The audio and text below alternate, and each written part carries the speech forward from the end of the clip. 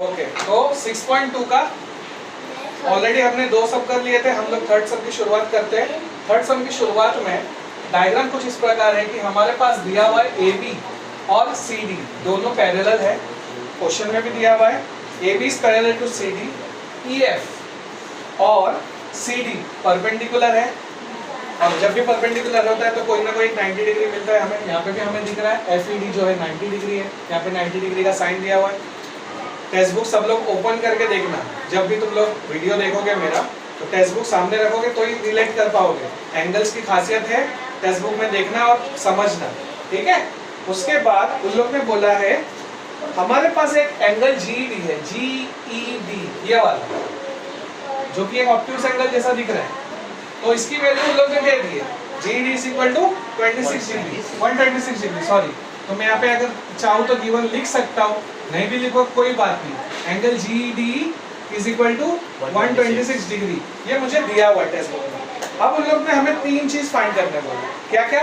एक angle AGE ये भाई साहब, उसके बाद हम लोग को बोले GEF ये भाई साहब, और उसके बाद हम लोग को बोले FG। ये 3 एंगल पहले समझ में आए? Yes. पक्का? अच्छा, अब हम लोग सबसे पहले AGE की तरफ चलते हैं। अगर तुम लोग गौर से देखोगे तो ये जो AGE है वैसे ही GED इसके साथ ही जुड़ रहा है, और ये एक Z1 है जो कि मेरा नाम है, ठीक है ना।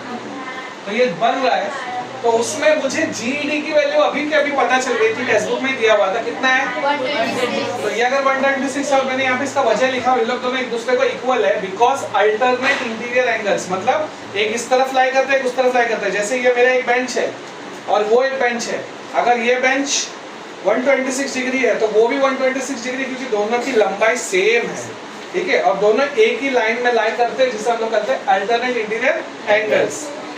ओके, उसके बाद मुझे एंगल AG उस वजह से 126 मिल गया, तो ये वाला टिक राइट हो गया अपना। अब दूसरी तरफ जाते हैं एंगल GEF की तरफ, और वो GEF है यहाँ पे। तो GEF को तुम लोग अगर गौर से देखोगे GEF plus FED is equal to GED, यानी ये जो GED है, वापस से मैं थोड़ी देर पहले बताया था 6.1 का 5वां सम, जिसमें एक 90 डिग्री के बिल्कुल 90 डिग्री है, उससे थोड़ा सा पीछे जो है वो ऑब्ट्यूज एंगल होता है। वो ऑब्ट्यूज एंगल GED के अंदर दो एंगल लाई करते हैं। कौन से? ये वाले भाई साहब के अंदर दो एंगल है, एक GEF का और दूसरा FED का। अब तुम लोग को टेक्स्ट बुक में दिया हुआ है ये परपेंडिकुलर है, EF is perpendicular to CD, तो FED की वैल्यू कितनी हो गई 90 डिग्री, और GEF की वैल्यू नहीं पता। GED की वैल्यू 126, तो ये जो 90 है उधर जाएगा, 126 के साथ 90 माइनस हुआ, मुझे GEF की वैल्यू मिल गई। अब तीसरा हमें क्या चाहिए था? तीसरा हमें चाहिए FGE, तो मैं FGE को लेता हूँ। उस लाइन में और एक चीज है AGE, ये दोनों एक ही लाइन में है, और हमने 6 चैप्टर के शुरुआत में पढ़ा था जब भी कोई चीज एक लाइन में रहती है वो टोटल लाइन की वैल्यू हमेशा कितना रहता है, यानी कि वो लीनियर पेयर होता है। तो मुझे AGE की वैल्यू तो मिल गई थी, कितना 126। यहाँ पे सब्स्टिट्यूट करूंगा, और FG की वैल्यू नहीं पता, 126 उस तरफ जाएगा तो कितना हो जाएगा -126, 180 से मिल गया 54।